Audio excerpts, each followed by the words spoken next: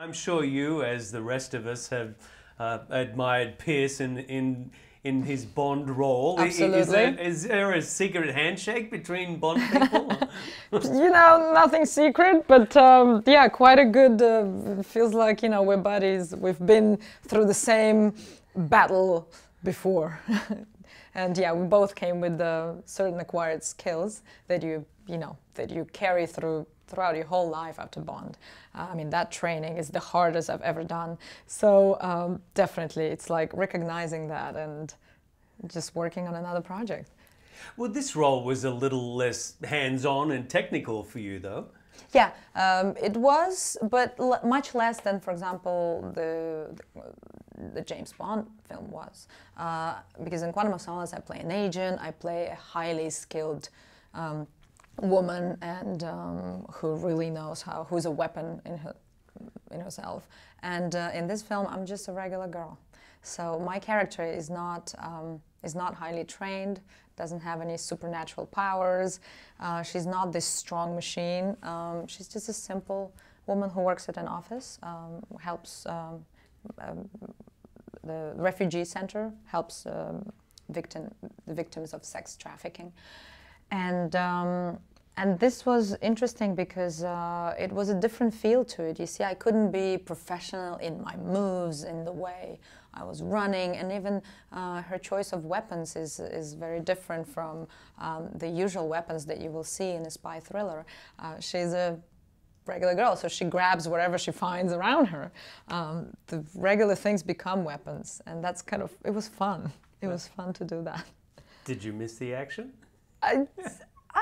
It's always good to move. I love doing action because you get, it's great to involve your body in everything you do and move physically. It's such a thrill. The movie does have a sort of back to the USSR feel to it.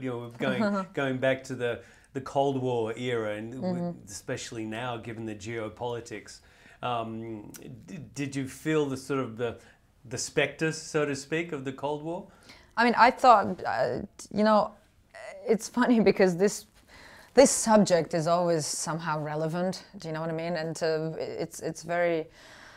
it's ironic that this movie is coming out now at this point, and it's just like it seems to be all back. And I guess it's definitely very relevant to what's happening right now, but it also could be relevant way before and probably after. These are like also very similar problems that exist no matter what country is involved.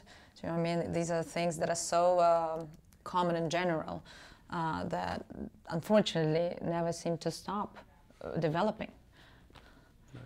It's just how the world is made. Right. And which is also why these kind of movies are always, again, relevant, and they're always good to watch because people can relate to them. Sure. Have you found it a nice mixture of various worlds in different languages, and the fashion world and the sort of slick movies that you seem to like to make? What do you mean? Oh, just, looking at your career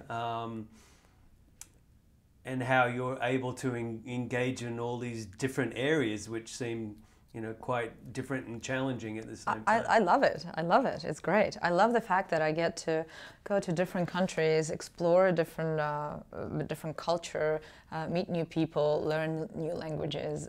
Everything is so different, and the world is so big and wonderful. And I really, it would be so much better if we all lived in peace, because every country I go to